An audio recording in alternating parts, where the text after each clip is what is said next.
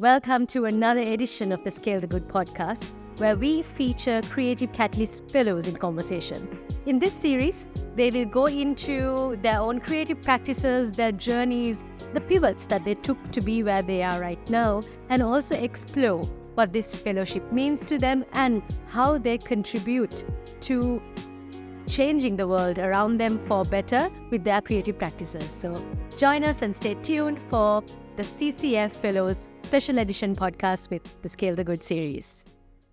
All right. My name is Dilsiri Velikal. I am also people call me Dil. I am involved in the tourism industry for many years. Prior to that, I was into textiles. I started my artistic practice more or less from my childhood. My mom was an artist, and ever since my young days, I've always been involved with art. Um, it was after her demise, maybe about 4 years ago, that I really started to embrace it even more. I inherited all this material of hers, and I just started using it, and I started painting and creating, and even her stuff that she had. I didn't want to throw anything away. Even this bottle caps or the lighters she collected from the beach, I used these stuff and I made stuff like artwork. And it just became more and more and more. I started doing it.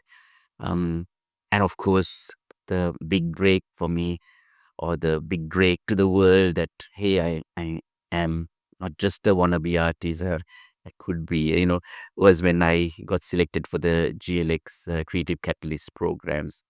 And yeah, I mean, I'm operating, or I operate in the tourism industry in Kalpitia, Northwestern Province. A huge problem with pollution in this area. Every day I'm, cleaning the beaches, packaging waste, fishing debris, all this stuff. And I started also doing a lot of work with the community on a restoration of the mangroves, on ocean plastic pollution. But then, at one point I started using all these materials I found on the beach to create artwork and to address this issue of ocean plastic pollution. So that was my pitch to the Creative Catalyst program. Wow. Okay. I'm sorry. Like I was listening to you, and it was you sounded so professional, and I was like thinking, how am I gonna introduce myself? Step by step. Uh, so I'm Kanil. That's Abhigrodhanam. I am. Let's say I was an engineer as my academic professional qualification as I'm an engineer. But I worked at a corporate field for about close to 8 to 9 years, I think, yeah. And in that, I never really did engineering. It was more like management and marketing and all that. And it just revolved around talking to people, understanding. But at the same time, the whole being an engineer, you get a certain perspective of like looking at things, and then you kind of question in a different way. I guess that's what you kind of get out of the engineering field. But so I was always like looking at this in a way, how can this be better, or what can be added to like they make it better. So I ended up mainly doing like hobby stuff. Like we'll say my hobby was not really stamp collecting or anything like that. It was like more like I see something, I want to try to build it. So what do I need to build it? Oh, if it's made of metal, I need to learn how to weld. I need to do this, like how to make things. And it's like more like I don't know if it's like an artistic thing, but it's more like a self challenge, Hmm. I guess. And it revolved around that most of my life, most of the last 10 years. And because I was working, I had to have this corporate, like a straight cut, thing going on. And that kind of, nobody really knew at work. Nobody knew that I was doing this hands-on creative stuff. I guess, I don't know, at that time it was not creative. It was more like just DIYing things, doing it yourself and kind of doing something like that. But then I think after COVID, I realized, I'm wasting a lot of time doing things. I like what I did as a job. It was interesting. I met a lot of people, all that, and learned lot of management things like, Kaizen and, just in time. There was like a lot of very Japanese things. But at the same time, I realized I want to like inculcate that into my creative field. Or at that time, still, it's not creative; it's more like or like hobby field. And I started something called geoblocks. So it's mainly doing cement ornaments, and it's one of those things that I kind of realized I wanted to try out. I saw this cement pot, and let me try to copy this, and I kind of liked cement because it worked with my work schedule. Like in the morning, I pour like my molds and then like come back home after a stressful day. I have this thing to remove. It could be extremely stressful if they didn't work out because you don't know what's happening inside it. As soon as you remove, if it's perfect, like oh, that's a good day. So this was more like my petrol money. I really didn't advertise it much. I was forced to do like a pop up. I was forced to do a lot of things in the beginning because I really didn't believe in myself to have, somebody would buy these things. But it ended up going along. And now by 2021, I quit my job. I started working a lot more with wood. And I realized corporates really like functional things to buy as gift items. And then it kind of went along and I made like things like functional items, desk accessories like phone holders to keep your laptop, like laptop wedges, so that it's ergonomically designed, so it kind of lifts up your arms, so it's easy for you to work. Your back is better. So things like this. I thought functionality and good design kind of is something I want to go with. Still, I have no idea what I call myself, but maybe a maker in heart. And like you said, something did change in when I joined GLX, and I had these randomized ideas like in the beginning, and then I pitched this idea of making functional items out of plastic waste, right? So that is when they said, okay, cool, that sounds really cool. And yes, it's maybe not the most creative thing, but at the same time, it's more like I have a challenge. Now I have somebody who likes to see what's the outcome because nobody really liked to see what I was going to do. And then essentially they liked the idea. I joined and I met you. It's very cool sharing like a room with you outside. And separate beds, and completely separate beds. And then it was cool because like then I started researching more about this and I realized it's like you kind of level up your creative thing or level up your mind or I can do this also now. So it's more of a challenge for myself to prove that this is possible. So I'm curious. You said when you were young, you were doing creative stuff, or you were making functional stuff. How do you get the idea? Or what you were just seeing things and you thought, oh, maybe I can create this. How did the thought process come? I guess it's because I don't know, like it was this thing where like when I was growing up, I had a elder sister who was I think 6 years elder to me. Yeah, I mean, not I think she is 6 years older to me. And so she got the better toys and I got the hand-me-downs, right? So like I used to always like break it down and see how it's functioning. And also I was never given the opportunity to have video games or anything like that. So it was more like my parents, I guess, was like, if you want to make something, we'll give you some material to make out of it. So it's more like I see my father is also very, he likes to experiment, he likes to fix his cars and also that's why I got into engineering in the first place. Because at that time, making things wasn't a field. It has to either be a lawyer or a doctor or engineer or accountant, something like that, right?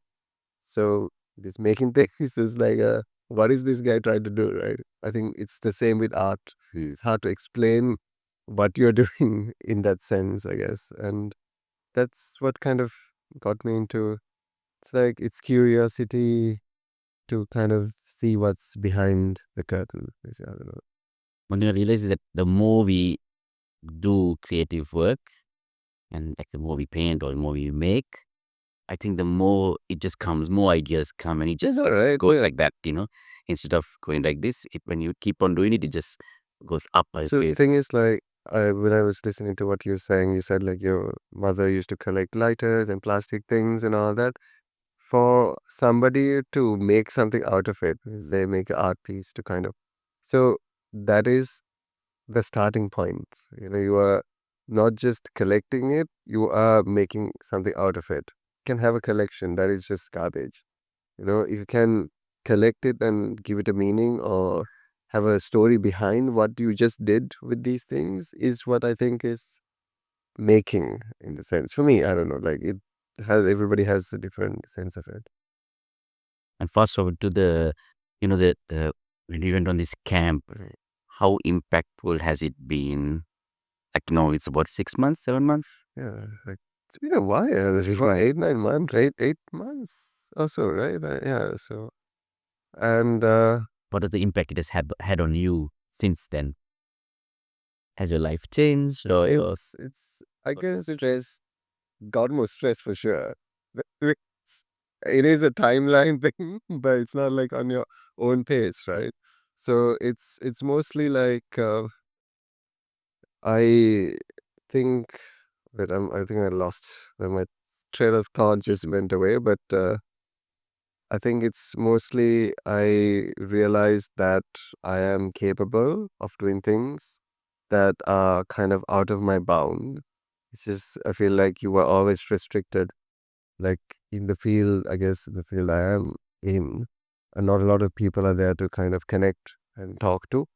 So one good thing that happened over the last 8 months was I met people who I can talk to, mm, which was again a little domino effect where that made me realize that I need to, I have somebody to share my ideas with and somebody to say, "Ah, okay, that's really cool. What's going on." So that is what I think changed the most for me. And obviously, like being able to build like this machine to like make the plastic sheet so I can kind of use it as a base material to make other things. So that's the repercussion of it. But more than that, for me, it's the people. That's the story behind it, right?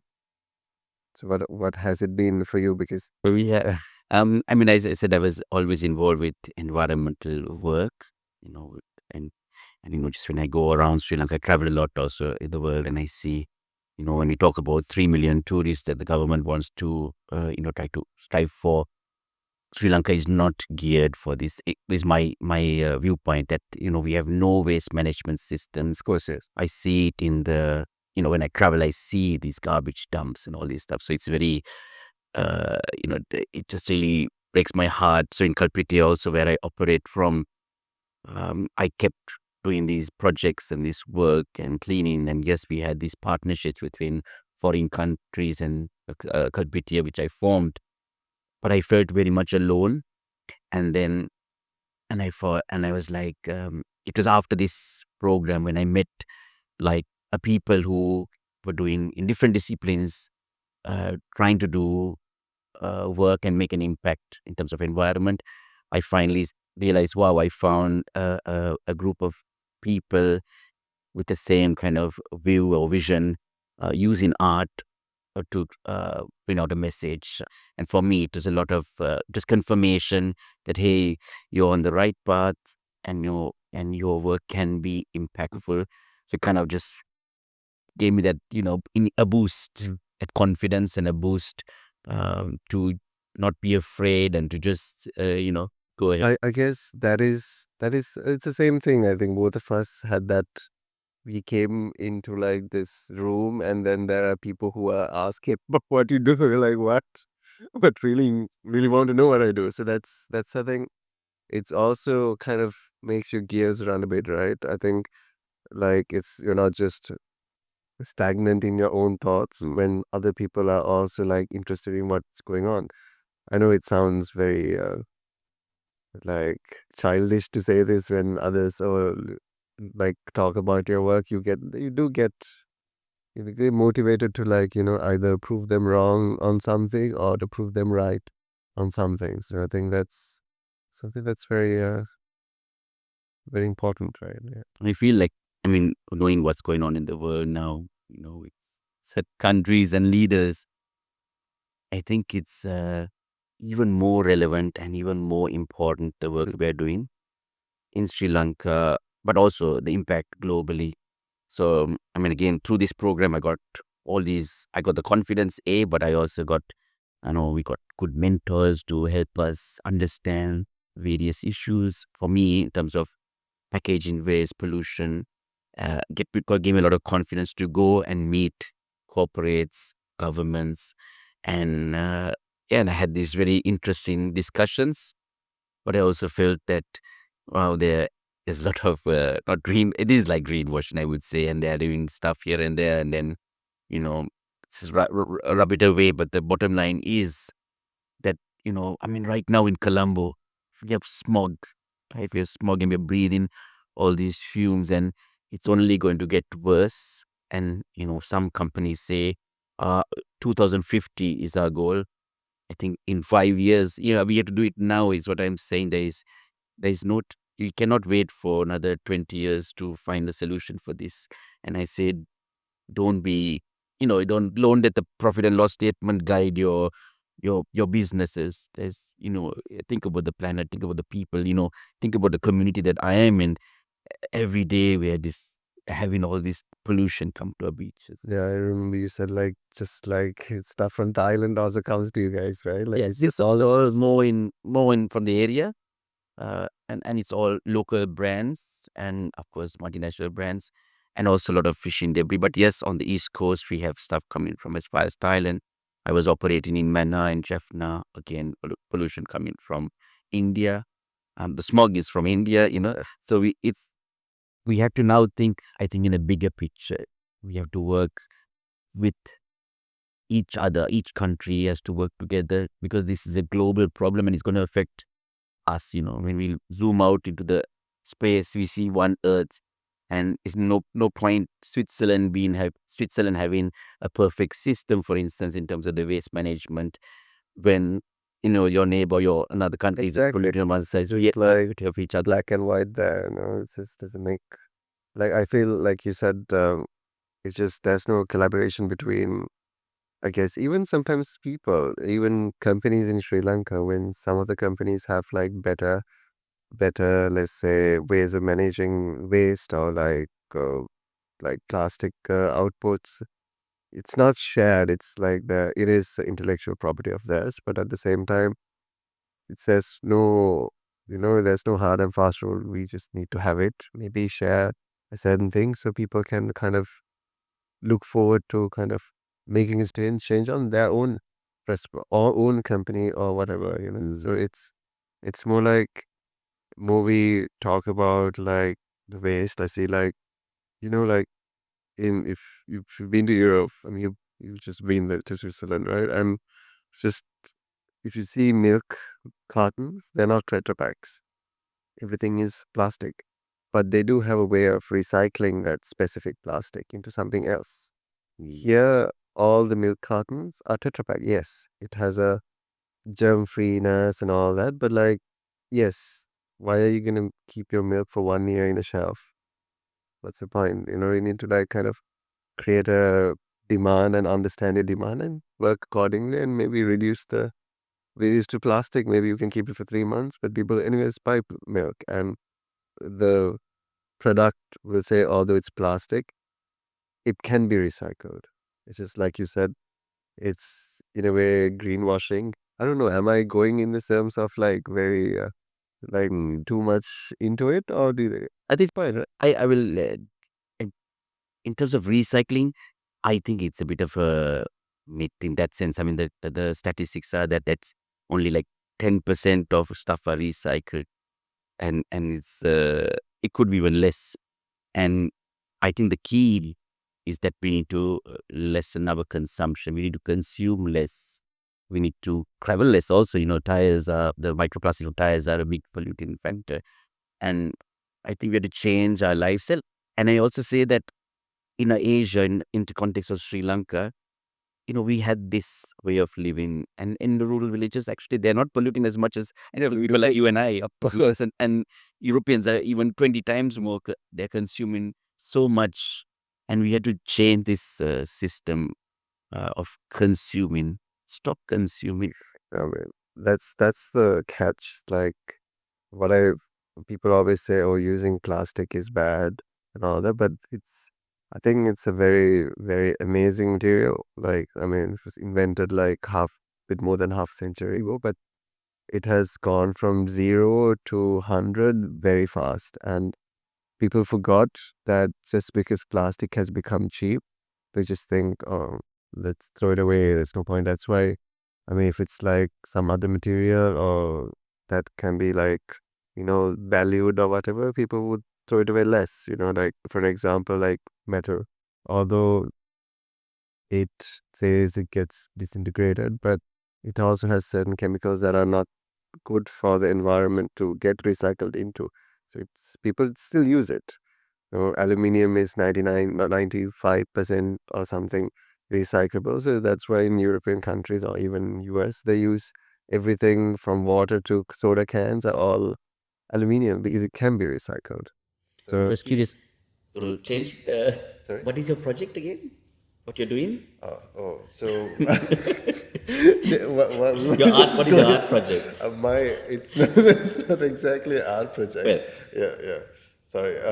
So it's more like I'm trying to get plastic waste and create sheets out of it.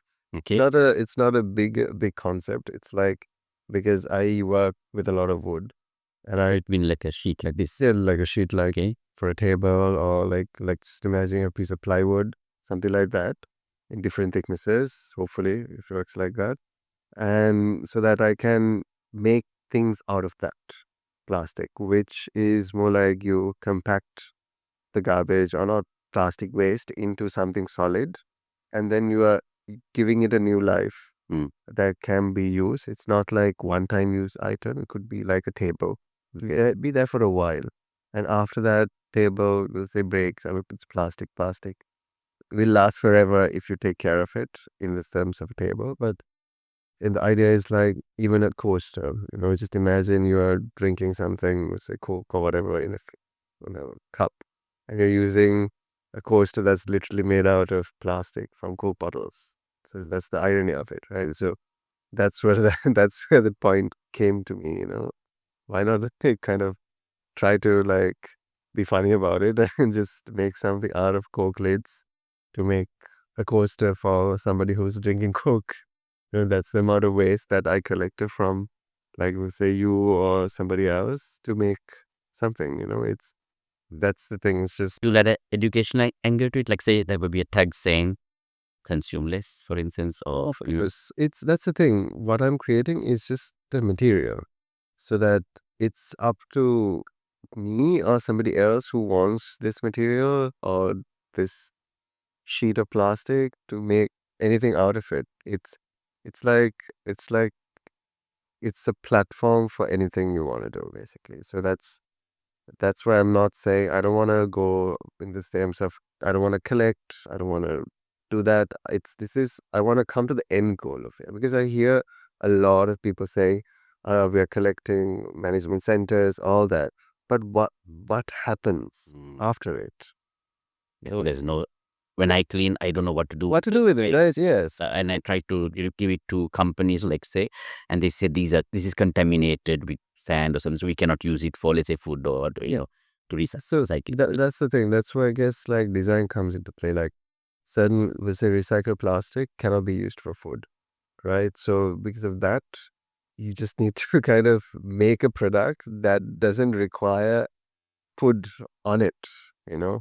Like, we'll say a table that is just there like a side table to keep whatever, your phone or whatever, doesn't really it serves a purpose. So the idea of having functional items is my main thing. Like, we'll say laptop visuals, it's under your computer and you don't really touch it on nothing, but it does a functional purpose. And just imagine that, let's say it weighs 500 grams. That means 500 of grams of waste compacted into something that you use daily that you don't even realize you have saved some amount of garbage going into the so it is very hard to get the right name or we call the right it's the way you word it. I guess you're more of a maker than somebody who can kind of write up a story to it. But it's my little way of. But have you reached out to companies also with your idea of the products? I'm sure there's lots. I'm sure there is, but at the same time, I'm somebody who likes to have a product in hand Okay. and then say, "Oh, this is what I'm doing." That's why, like, even when you, like, remember the first time we met in the bus and you were saying this, and then suddenly I was saying this, and we are like, "Oh, there's something there."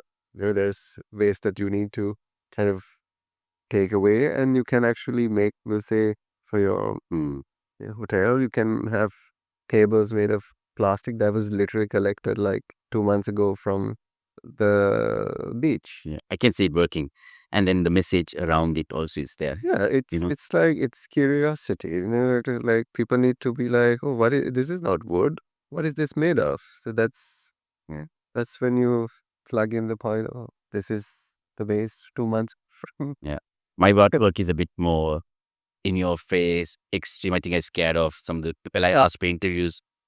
I think for me the urgency is much more, and I'm just blunt and in your face. The art piece, I don't know if you saw it, but it's just a monolith and I saw that. I say it's pretty scary. Don't. So imagine the idea is to go PG-13, isn't it? scary one, but then you have to go Scary. and ask for. I'm trying to go for interviews and meetings, and then I kind of secure it and I say I'm coming in costume, and then they get scared. But but that's just to prove a point that it's so urgent. It's scary, and we have to make a call right now. Are we really serious about it or not? And if you're not That- serious, then you're not serious. I don't know. That's true. I mean, I'm sure that the people who you have met isn't saying no as well. They're being very diplomatic, I'm sure, from your experience, Yeah. right? I mean, it's nice. You can always put nice words. You can, all these kind of programs you can do. But end of the day, it's how much. I think when you do good, sometimes it hurts you. It will hurt you when you do good sometimes, right? Yeah. And and Yeah, and yeah, and that's they're just doing good with some extra money here and there. But sometimes it's just. I mean, for example, in our hotel, we stopped selling water bottles, plastic one many years ago, and we offer a dispenser. And so, yeah, yeah. of course, we lose a lot of money, but that's a conscious call you make. I guess, yeah, like you can't always revolve around money. I mean, yes, it's a very consumer-driven environment, but at the same time, there has to be a stop somewhere so that like people will kind of think about it in a different sense. But wait, we need to like follow the questions as well. Very good, very good. We're good. All right. Well, I'm sorry. Like I was trying to read it. It's hard for me to read as fast. Yeah, good. But yes, I think because I've seen a lot of people like. Have you seen this in different countries? You have this. It's like design sense. Like if you are in like actually this is somebody who I met a couple of years ago, like from an automotive company who came down here.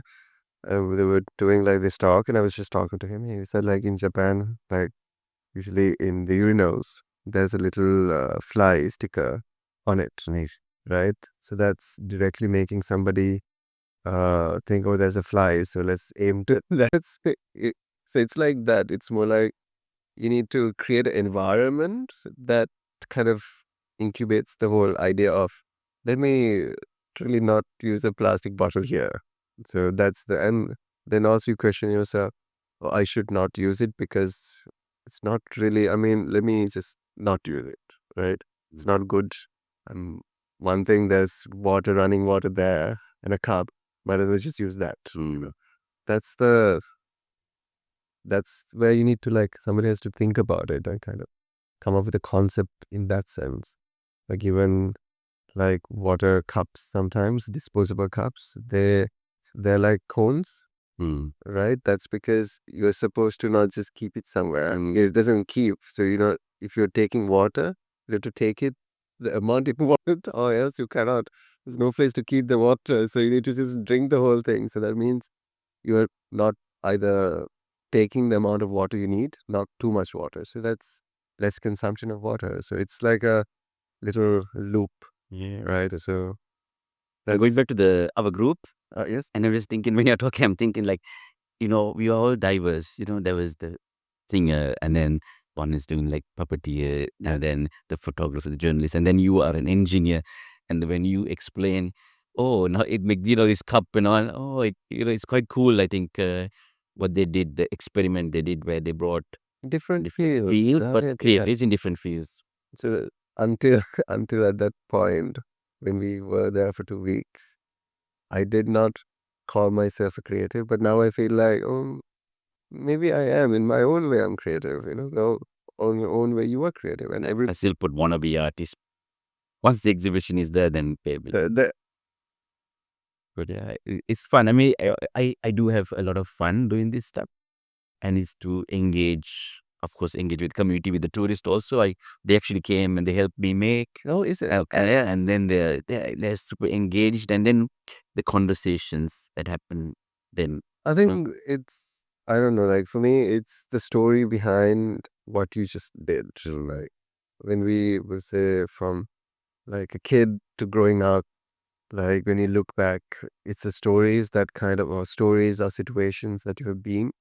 And it's a story that of the situation that you have in you, right? It's like once we were having I mean, you were telling me that every 10 years you become, that's when you think about it, it's true. It's like you have different stories. I would say we evolve every 10 years, or we should Yeah, evolve we surely, or reinvent ourselves. I think reinvent ourselves. So like my 10 years just started Yeah. as a creative person, I guess. So that's where I am at. And where do you see yourself in 10 years? Or you just started this 10? Try to be alive. So, but I think the message, if it kind of goes through to the people around, it's just that you just need to have what you just need around you. And especially when it comes to products, and the idea of the ability that I can do some change with this plastic um, experimentation, let's say, is if it kind of, like, it's like, I think the ultimate thing, the series is like when you're walking along the road and you find somebody using a product that you have made. You're like, oh, somebody's actually using it. So that's the point I want to reach in a bigger scale, I guess. So that's it, starting small. And I guess to me, I need a bit of push here and there. And so I guess, I want to do it fast as possible, but it takes time to come up with these things. But let's see. While you're talking, I'm just thinking also about in Kalpiti, the fishermen or the poor community there, they have no proper flooring. And imagine you take your sheets and you make it like a jigsaw kind, and you just interlock Yeah. this and you have a sheet. Yes, that's what I'm saying. Like it's up to the person's imagination to give a cardboard box to a kid. They can either make a chair out of it, they can sit on it, or they can make a castle or whatnot, or a spaceship. It's up to their imagination. So it's the same idea. So I'm gonna give you a product, a sheet of plastic. It's up to you to figure out what you can make it as ceiling, whatever. You can, I don't think UV rays, I mean, the sun might be a bit of an issue, but whatever's indoor or semi outdoors, definitely. Like it can be like the back of your cupboard, or like a, I don't know, like a toilet seat, whatever. It can be anything you like it to be. So it's up The to, order for toilet seat. yes. Because well, for the problem that they get this color, or you give these outdoor things, but it'll be amazing one. So that's the thing. It's up to the person's imagination. So that's why I said plastic is an amazing material. But what happens usually is people use plastic, like you need to reduce the weight of it. I mean, it's for consumerism, to consume, you need to be lightweight, all that. But here the idea is use much as possible to make a product out of it, so that you are heavier the better, because in a way, I mean, according to the application, if it's heavy, that means there's more products, I mean, more waste that's turned into a product. So that's it's compacting whatever's around to make something that you use daily. Yeah. Just imagine somebody questions for sitting. me. So I put in this one. What did you say? Cut, wait. I had a point. Like we had all this drama now, right? We had this change of presidents in the world, and then certain organizations were the funding stopped, and of course we got a bit affected also. But have you got demotivated by it or what? I should ask you that question. No, I'll ask you that. I've been not asking you questions. Yeah. Uh, Not really. Right back. Yeah, I'm definitely gonna do that. Not really. Honestly, it's a bit of a tackle, but at the same time, have to like push it through, because for me it's just not about amount of like a grant or anything like that. It's more like this is my project, like a self project. I mean, somebody looked at my project that I wanted to do, and somebody gave me a hand. So that's good enough for me. Okay. And like I said, I met people through this that are more involved in what I want to do rather than what the monetary value of it is. So it's the amount of, that's what I initially said, like it's the people that makes the difference for me to like kind of be motivated enough to push this across. So it's like, so my business, I'm not saying it's a huge business or whatnot, but I like to be thinking positive. But that's also funding my research into doing this, or like the machine I'm making, because it's my passion project. So that's, I guess, how it rolled. And do you think that that changed your perspective as well? Because I don't see it, man. I see you like full on going with your costume and all that. Yeah, I mean, of course, we got this the grant, yes, and that was giving you wings in that sense. Yes. To do this, and of course, I would have never spent so much money to get a person to help me with a documentary, for instance. So gave me wings, and I'm of course motivated to finish this project. And after sharing this idea with others, I got reconfirmation that this is absolutely a good initiative and a very powerful and impacting initiative. So when I went to the corporates, for instance, the fact that they got a bit scared, and but they also acknowledge that this is a amazing medium Mhm. without just doing art competitions. Mhm. This is a different thing, and so they said maybe we're going to use this idea also. But okay, it's I think it's good. It is, do you feel like it's closing the loop, right? So like it's always like you see everywhere, it's like half there. It's not closing the loop. So I think these are initiatives to push, I guess. Yeah, for me, when the loop is closed, when I mean my project is Mhm. 4 levels, so I'm asking government to have legislation on put packaging Mhm. waste and waste management. You cannot just dump, you cannot just create products. You have to think about where this when this product is used, and then of course the corporate, the multinationals who are manufacturing, they also need to think about what happens once this product is used. Are we thinking about where does it end up? Are we thinking about the people who are using it? So be more conscious about the products that you make, and then of course the general public, about awareness and all this stuff, consumption. So I'm doing another piece, 2 pieces on asking the village to give me 1 month of stuff you consume, and I will make some sculptures from that. But the last one is myself, and I will do a introspective piece. So the monster that I'm creating will uh, also see what I have been using the last month. For instance, my tire blew last month. Oh, So I have a tire now, and that, then I have a broken laptop, and I have all this stuff that I'm consuming. So with all my knowledge, with all my activism or whatever, I'm also part of the problem. yes, And that, so we all need to do our part to find a solution. But if one of us doesn't do our part, then we but cannot close that loop. that's true. It's actually true, because for me, like, I don't know, do you believe the fact that like there's this thing where like, yes, we cannot live without plastic. Like everywhere I see, like from mics to my phone to like even my clothes have plastic in it, right? It's the idea of not entirely eradicating everything. We'll have to walk naked, but it's just the idea is like you consume as much as you need to. Do you believe in that point? Yes, but I also think that this problem is very recent problem, no? And I think we have just become greedy. Companies have become greedy. Countries have become greedy. Some countries now want to take over another country, or breaking all kinds of rules. We cannot be greedy. And in the tourism sector, when I talk about it, I say the tourism pie is big enough for everybody if we share it. But if you're greedy, then only the problems happen. If a big company comes and builds a huge hotel and the benefits don't go to communities, or they wanted everything to themselves, then It's it a collapses. ecosystem kind of gets ruined, isn't it? Yeah.